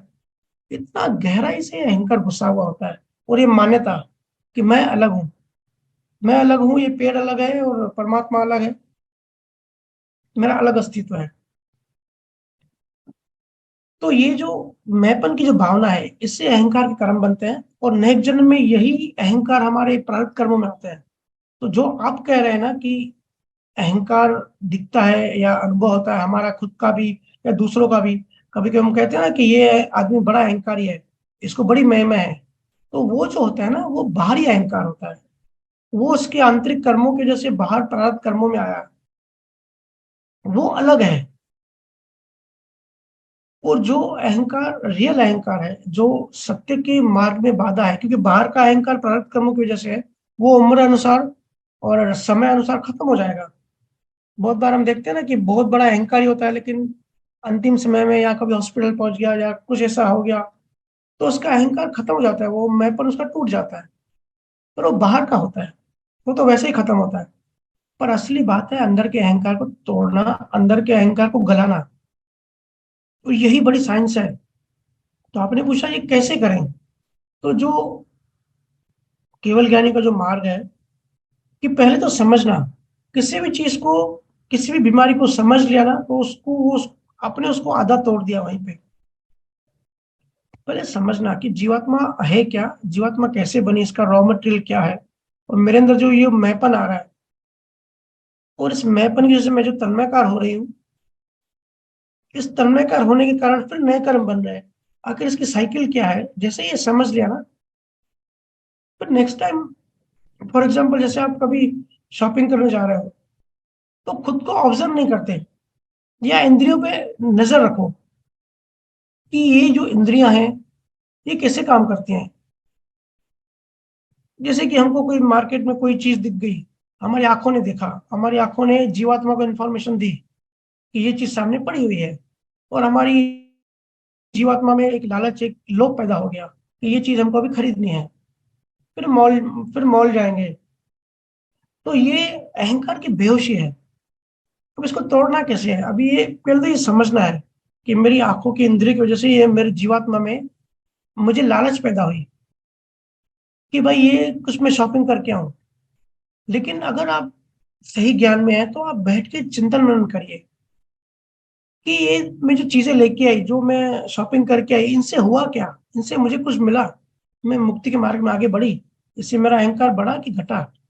एक्चुअली में क्या फायदा हुआ इससे? या ये मेरी हैबिट है, या ये मेरा अहंकार ही ऐसे ही मुझे बेहोश करके लेके गया और वापस लेके आया? और अभी इन चीजों का करना क्या है? मेरे तो काम के तो है नहीं। जब इतना ऑब्जर्व करेंगे ना अपने मन को, अपनी इंद्रियों को, जीवात्मा या अहंकार काम कैसे करता है, इस ढंग को जब ऑब्जर्व करेंगे, तो नेक्स्ट टाइम जब शॉपिंग करने जाओगे ना, तब अंदर से आवाज आएगी। क्योंकि जितना अहंकार टूटता है उतना विवेक जगता है। फिर विवेक आपको जागृत करेगा कि भाई इतनी शॉपिंग मत कर, इतनी शॉपिंग करने की जरूरत नहीं है, ये चीजें मेरे काम की नहीं है। तो ऐसे अहंकार टूटेगा। एक तो चिंता मनन करो, ऑब्जर्व करो मन कैसे काम करता है, जीवात्मा कैसे काम करती है, कैसे ब्रेन में थॉट्स आते हैं, कैसे हम मन के वशीभूत होके फिर वो करने लगते हैं। अगर हम इंटेलिजेंस यूज करके, यूज इंटेलिजेंस ओवर इमोशंस, हम इमोशन में ना बह के इंटेलिजेंस यूज करके उन चीजों में ना बह, एक सहज कोशिश करें, तो ऐसे अहंकार धीरे धीरे कम होता है। ये तो है जनरल सब युगों की बात।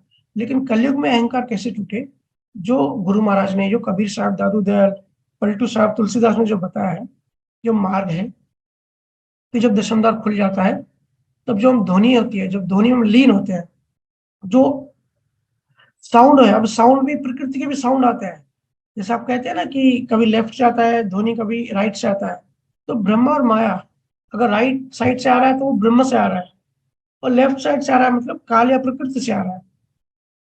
तो दोनों में ही नहीं फंसना है हमको, काल और माया में तो नहीं फंसना है, लेकिन ब्रह्म में भी नहीं फंसना है। क्योंकि ब्रह्म भी ऐसी अवस्था है जहां मन तो खत्म हो जाता है, लेकिन फिर भी पूर्ण मोक्ष नहीं होता।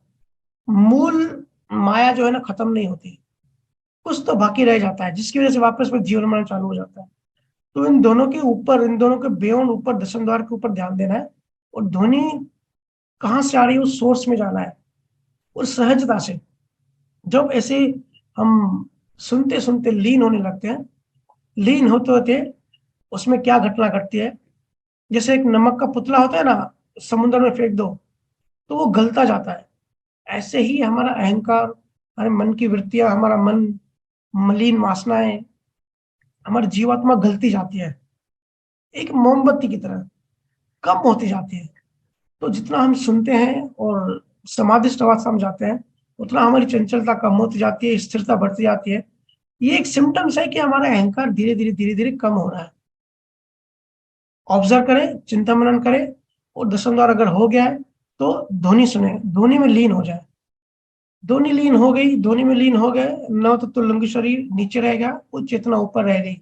वो यही रीजन होता है कि जिसको जितना अहंकार बड़ा होता है ना, वो उतना ज्यादा विचलित होता है। क्योंकि चेतना एक चेतना है और उसके ऊपर बोझ रखा गया है अहंकार का। अहंकार मतलब जड़। तो एक आदमी के ऊपर हाथी खड़ी है तो आदमी कैसे तड़पेगा? वो मर भी नहीं रहा है और हाथी का वजन है। ऐसी हमारी चेतना की अवस्था है। हमारी चेतना, उसके ऊपर जड़ का वजन है। अब इस जड़ को हटाना है। अब खुद से नहीं हटा सकते, सतगुरु चाहिए।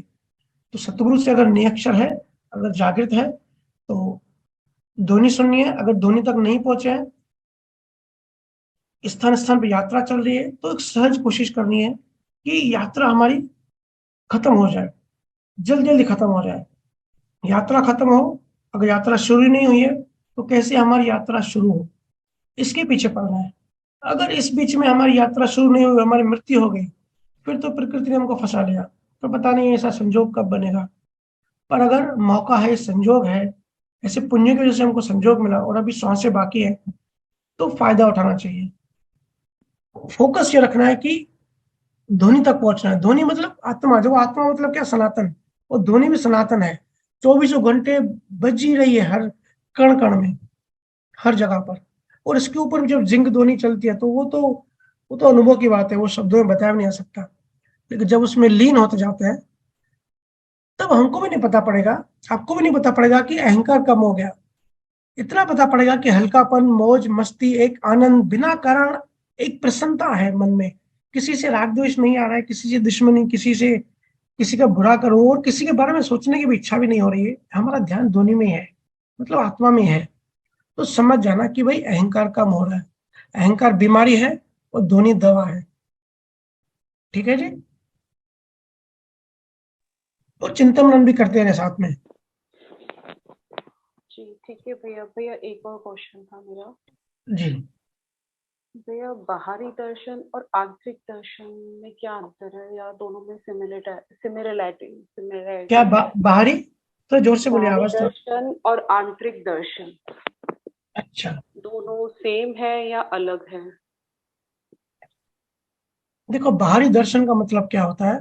दर्शन का मतलब गुरु का दर्शन आप बोल रहे हो, ऐसा मैं मान रहा हूँ। ठीक है। जब हम संसारी होते हैं तो हमको मोड़ने के लिए, जिस जगह हम होते हैं हमको पीछे जाना है, तो वहां से यू टर्न लेने के लिए बाहरी दर्शन सहायक होता है। लेकिन वो भी ऐसे गुरु का दर्शन जिस गुरु को देख के परमात्मा की याद आए, परमात्मा पाने की इच्छा हो, एक प्यास पैदा हो। बहुत सारे संसारी लोग हैं, उनको प्यास ही पैदा नहीं होती। इवन सत्संग भी सुनेंगे, लेकिन क्योंकि उनके पुण्य कर्म के कारण उनको सत्संग सुनने का संजोग मिल रहा है, लेकिन उनका मन इतना मलिन होता है, इतना अहंकार मजबूत होता है, वो गुरु के ज्ञान को घुसने ही नहीं देता। लेकिन नियक्षरी अगर कोई पावरफुल सतगुरु है तो उनको बाहर से, क्योंकि रेडिएशन जो मैंने कहा, शरीर तो बॉक्स होता है, लेकिन उसके अंदर जो तत्व है, गुरु तत्व, उसकी रेडिएशन बहुत होती है। तो जब हम सच्चे गुरु को दर्शन करते हैं तो हमारे अंदर भी परमात्मा पाने की प्यास होती है। हम नींद में बेहोशी में सोए पड़े रहते हैं, अपने धंधों में, दुकानों में, इन्हीं चीजों में उलझे हुए रहते हैं। लेकिन सडनली याद आता है कि नहीं भाई, मुझे भी अभी अध्यात्म में थोड़ा कुछ करना चाहिए, मुझे भी रिसर्च करना चाहिए, भगवान परमात्मा ये क्या है, इन चीजों में थोड़ा ध्यान देना चाहिए। ऐसी भावना अंदर उठने लगती है। वो भावना क्यों उठती है? क्योंकि गुरु के अंदर से रेडिएशन आता है परमात्मा का। तो ये थोड़ा सा बाहरी दर्शन का शुरुआती बेनिफिट होता है। लेकिन असली बात होती है आंतरिक आंतरिक दर्शन की, क्योंकि गुरु भी दशम द्वार तक बाहरी मार्गदर्शन गुरु का चाहिए होता है। फिर दशम द्वार के बाद जो आगे की जो यात्रा होती है, वो यात्रा स्थूल ना होकर सूक्ष्म होती है। तो अंदर की यात्रा जो है वो निरीक्षण करवाता है। जैसे मैंने कहा सूरत शब्द योग, तो सूरत का हाथ पकड़ के निरीक्षण यात्रा कराता है। तो ये आंतरिक होता है, ये शरीर और जीवात्मा की बात नहीं होती। जो आपने कहा कि आंतरिक दर्शन क्या होता है, तो जब हम ध्वनि तक पहुंच जाते हैं ना, ध्वनि सुनाई दी जिंग ध्वनि, मतलब आत्मा साक्षात्कार, वो है हमारा दर्शन। पर बाहरी गुरु की इतनी जरूरत नहीं पड़ती, क्योंकि वही जो बाहर गुरु की अंदर से रेडिएशन हो रहा था, अभी वो हमारे अंदर है। तो आगे की यात्रा फिर आंतरिक दर्शन से होता है, आंतरिक गुरु से होता है। तो ये फर्क है बाहर का दर्शन और अंतर के दर्शन के। बाहर का दर्शन शुरुआत में काम आता है, उसके बाद अंतर का दर्शन ही काम आता है, अंदर का गुरु ही काम आता है। ठीक है।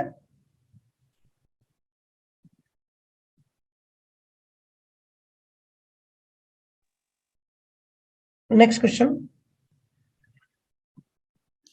जी भैया। रिया जमटानी, आप अनम्यूट करो। राम राम भैया। राम राम।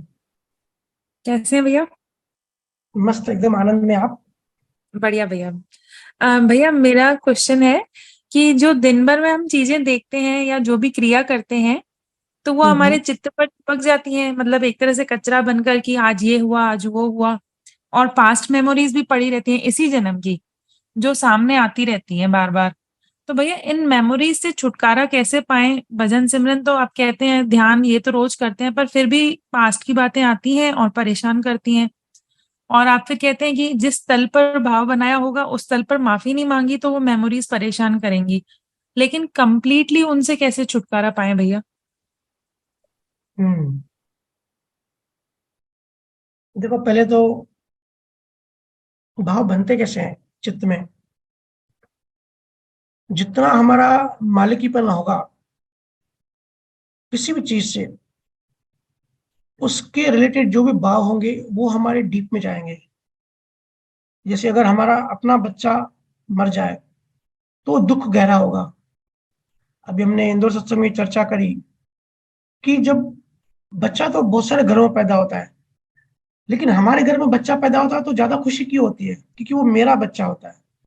तो खुशी बच्चे से नहीं होती, खुशी मेरे से होती है, मेरेपन की, कि मेरा बच्चा। ऐसे ही दुनिया भर में बच्चे मरते हैं तो हमको दुख नहीं होता, हमको फर्क नहीं पड़ता। लेकिन जब मेरा बच्चा मरता है ना, तब बहुत दुख होता है, क्योंकि मेरा मरा। तो ये दुख जो है ना, मालिकीपन से आया। तो जितना गहरा अज्ञान होगा, उतना गहरा मालिकीपन होगा। वो जितना गहरा मालिकीपन होगा, उतने गहरे तीव्र भाव बनेंगे उससे रिलेटेड। तो वो संसार की कोई भी चीज हो, ऐसे ही जितना गहरा कर्ता भाव होगा, क्योंकि इन चीजों से क्या होता है ना, इमोशन जुड़ जाते हैं। मेमोरी या कर्म बनते कैसे हैं? किसी भी चीज में इमोशन जोड़ दिए तो वो मेमोरी बन जाती है। हमारा माइंड देखता है कि अगर ये चीज से इमोशन है, तो वो उसको चित्त में सेव कर लेता है। मतलब माइंड ऐसे प्रोग्राम्ड है, हमारे मन को लगता है ये चीज काम की है, तो उसको सेव कर लेता है। जैसे किसी की पहली पहली जॉब होती है, तो पहली सैलरी मिलती है ना, तो वो उसको याद रहती है। या पहला प्रेम होता है, या पहली गाड़ी होती है, पहला घर होता है, ऐसा होता है ना। इससे इमोशन हम जोड़ देते हैं अज्ञानवश। तो मन देखता है कि भाई ये पहला प्रेम है, या पहला घर है, या पहली सैलरी है, इससे इमोशन जुड़ रहे हैं। तो मन क्या करता है, उस चीज को, सिचुएशन को पकड़ के सेव कर लेता है चित्त में, वो बड़े गहराई में छुपा लेता है। क्योंकि इंपॉर्टेंट चीज है। हम हमारे घर में जो इंपॉर्टेंट चीज होती है, गहराई में छुपाते हैं ना, कबर्ड में, तिजोरी में। तो मन भी, जितनी मन को लगता है कि ये इंपॉर्टेंट चीज है, इससे ज्यादा इमोशंस है, वो गहराई में जाके छुपा लेता है। ऐसे अलग चीजों से, ऐसे ही अब आप जयपुर में रहते हो और समझो जयपुर में ब्लास्ट हो गया, तो दूसरे लोग मरे, तो आपको दुख तो होगा कि मेरे शहर में ब्लास्ट हुआ और मेरे आसपास वाले लोग मर गए, लेकिन दुख कम होगा। ऐसे ही इंडिया में और कहीं ब्लास्ट होगा तो आपको दुख और कम होगा। ऐसे ही बाहर होगा, अफगानिस्तान में, इराक में, यूक्रेन में, आपको बिल्कुल दुख कम होगा। तो ये डिपेंड, तो फिर मन क्या करेगा ना, मन देखेगा कि रिया को इसका दुख कम हुआ है, भाव कम है, इमोशंस कम जुड़े, तो वो उतना माइल्ड कर्म सेव कर लेगा ऊपर ऊपर के लेवल पे। ठीक है? कहने का मतलब, जितना ज्यादा तीव्र आपका इमोशंस जुड़ा होगा किसी भी चीज से, मन उतना गहराई में उस चीज को सेव करेगा। ठीक है? ये तो बात हो गई सेविंग की, कि कोई भी चीज सेव कैसे होती है, कर्म कैसे बनते हैं, या कर्मों की तीव्रता कैसे होती है। तो जो भी माइल्ड कर्म होते हैं ना, वो फिर नेक्स्ट जन्मों में प्रकृति वो उसका पदार्थ नहीं बनाती, उसके विचार देती है। जैसे कोई कर्म बना हल्का है, तो हल्का कर्म का भुगतान क्या आएगा? तो हल्का होता है तो उसके विचार आते हैं। हमको विचार आते हैं कि मेरा नुकसान होगा, लेकिन नुकसान हुआ नहीं, तो वो विचार हुआ, वो कर्म भुगतान हो गया। तो ये तो बात हो गई कि कौन सा कर्म कैसे सेव होता है चित्त में। पर हमारा ये पहला जन्म नहीं है। पता नहीं कितने हमने जन्म ले लिए, और कितनी याददाश्त हमारे चित्त के अलग अलग डिपार्टमेंट, अलग अलग भाग में सेव हो गए हैं। और मरते वक्त, शरीर छोड़ते वक्त ध्यान देना, अगर कोई ध्यान ही नहीं है, किसी को अगर ज्ञान नहीं है, संसारी है, प्योर संसारी, तो जब वो शरीर छोड़ता है ना, उसको भयंकर पेन होता है। ज्ञानियों ने बताया कि 1000 बिच्छू एक साथ काटते हैं, ऐसा फील होता है। या जब कोई जीवात्मा माँ के गर्भ में आती है, तो गर्भ में भी पेन फील होता है, और जब वो बाहर आता है, जब डिलीवरी होती है, तो एक वैष्णव नाम की वायु उसको स्पर्श करती है, टच करती है। और भी कई सारी कुपित वायु होती है, लेकिन जब पहली श्वास लेता है तो वैष्णव नाम की वायु उसको टच करती है। तो उसकी जो पुरानी जितनी मेमोरीज हैं, जब तक बच्चा गर्भ में होता है उसको याद होता है, जो ऊपर ऊपर की लेवल पे होती है, या इमीडिएट पिछले जन्म की होती है। हो सकता है पिछले जन्म में वो कुत्ता हो, या सांप हो, या शेर हो, तो वो उसको याद रहता है मेमोरी में। क्योंकि जानवरों में भी मेमोरीज जो होती है ना, वो चित्त में सेव होती है। संस्कार, संस्कार सेव होते हैं। संस्कार ऐसे डिलीट नहीं होते आसानी से।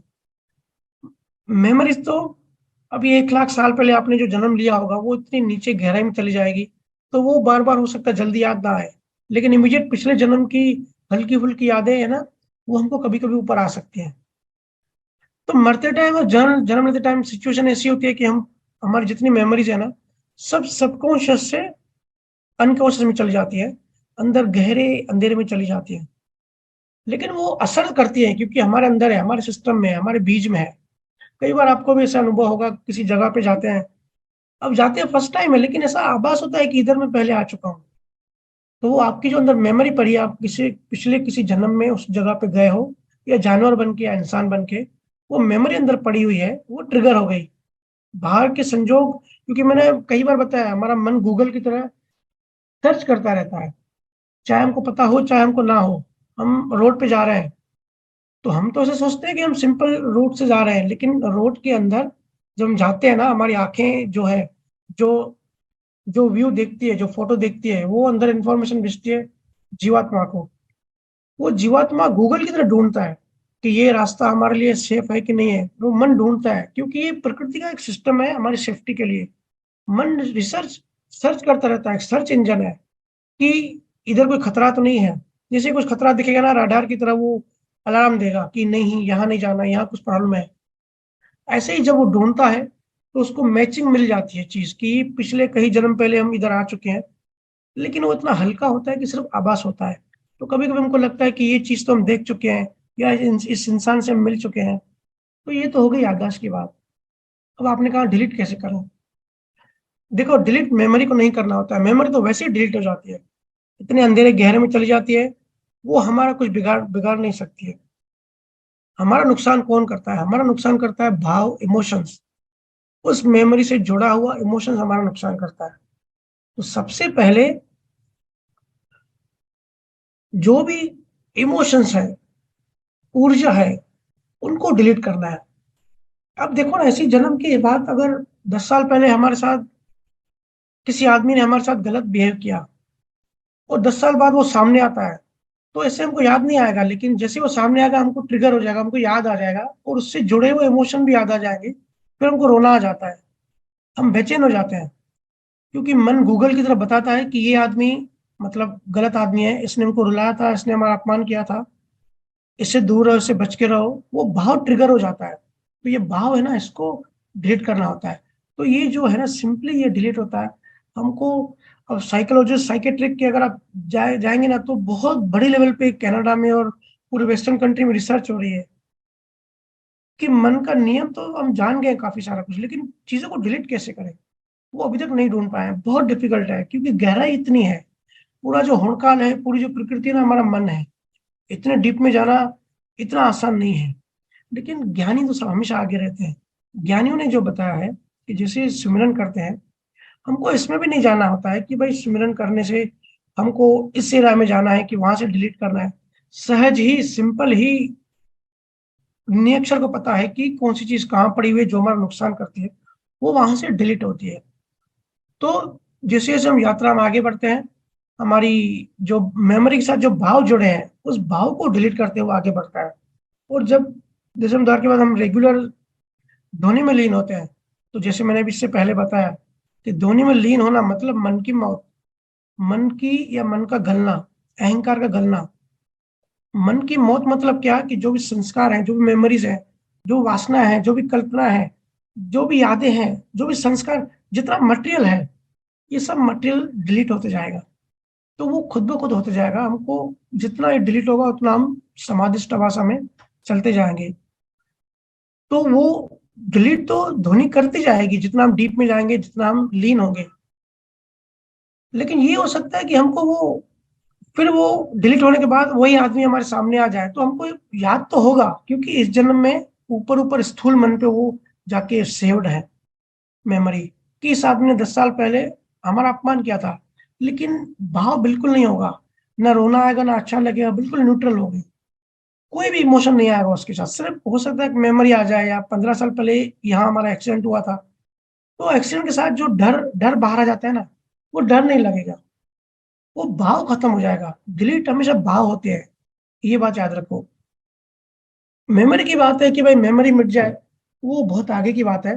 धीरे धीरे जैसे हम विकसित होते जाते हैं, बहुत सारे जीव मुझे बताते ही हैं कि भैया ऐसा लग रहा है कि हम भुलक्कड़ हो गए हैं, अभी चीजें याद नहीं रहती। तो याद नहीं रहना ये अच्छी बात है। हम एक्चुअली में है क्या? हम मेमोरी तो हैं। हमारा बच्चे में मोह है, तो मोह कैसे है? मेमोरी की वजह से है ना। हमारी कल याददाश्त चले जाए कि ये हमारा बच्चा है, तो फिर मोह भी नहीं होगा। हर चीज जो है ना मन के जैसे है, मेमोरी के जैसे है। और जितना चीजों को भूलते जाए उतना अच्छा होता है। और ध्यानी इसी अवस्था में ही पहुंचता है। आप किसी भी ध्यानी, अब रामकृष्ण परमहंस को देखो, कोई भी ध्यानी आखिरी में जाके चीजें भूलते जाता है। हालांकि जब यात्रा में होता है तो भाव तो उसी टाइम खत्म हो जाता है। लेकिन ये जो स्थूल मेमोरी है ना, जो आप कह रहे हो कि इसको कैसे डिलीट करें, ये जब हम समाधि में जाते हैं ना, जितने भी ज्ञानी गए ना, वो सब भूलते जाते हैं। उनको ऐसा लगता है कि बहुत दूर आ गए चीजों को। तो भूलना ये एक सहज प्रक्रिया हमारे डेवलपमेंट के साथ अपने आप आती है। इसके पीछे नहीं पड़ना होता है कि हमको ये करना ही होता है। हमको सिर्फ करना होता है ध्यान और लीन होना। फिर भूलते जाओगे, चीजें भूलते जाओगे, वो आपको पता भी नहीं पड़ेगा, आपको दूसरे बताएंगे। आपको मैं बताऊंगा कि मेरा एग्जाम्पल, हम भी अभी, जैसे आप सब जियो बताते हैं कि भैया अभी बहुत सारी चीजें बोलने लगे हैं, या किसी ने अपमान किया तो जब वो नेक्स्ट टाइम मिलता है तो हमको याद भी नहीं रहता। ये एक अच्छी डेवलपमेंट है। पर कभी कभी ये भारी पड़ जाता है। मैं ऐसे ही, मैं को एक बार यहाँ उल्लासनगर 2 नंबर में ले गया था कहीं शॉपिंग करने। तो जब भी हम शॉपिंग करते हैं तो हम ऐसा करते हैं कि मेरे को कभी भी दुकान के अंदर जाना अच्छा नहीं लगता। मैं क्रेडिट कार्ड या कैश दे देता हूँ, भाई जो चाहिए जाके ले ले, मैं बाहर ही खड़ा हूँ। तो मैं कार में या बाइक पे बाहर ही हमेशा मोस्टली खड़ा रहता हूँ। बिल्कुल बोरिंग लगती है शॉपिंग मेरे को, और मेरे को करनी आती भी नहीं है। वो मेरी वाइफ को पता है तो वो भी बोलती है ठीक है भाई, आप खड़े रहो। वो जाती करती है। तो ऐसे 1-2 बार ऐसे हुआ कि बाहर खड़े खड़े मुझे किसी का कॉल आ गया, काम आ गया। खड़े रहते रहते आधा 1 घंटा हो गया और मैं भूल गया कि मैं अपनी वाइफ को अंदर छोड़ गया हूँ। और मैं वापस घर चला आया हूँ 2-3 बार उसको छोड़ के। तो वो बाद में फिर फोन करती है, मेरे को भूल दिया है, मेरे को छोड़ के चले आए। तो कभी कभी चीजें भारी ही पड़ती है और याददाश्त का फर्क पड़ता है। ध्यानियों को धीरे धीरे याददाश्त कम होती है, और ये होना चाहिए। ये लक्षण है कि अध्यात्म में हम आगे बढ़ रहे हैं। ठीक है रिया जी, अभी सत्संग को यहीं समाप्त करते हैं, टाइम हो गया। फिर थैंक इसको यू कभी कंटिन्यू करेंगे। सभी संतों को राम राम। सभी का बहुत बहुत धन्यवाद। राम राम भैया।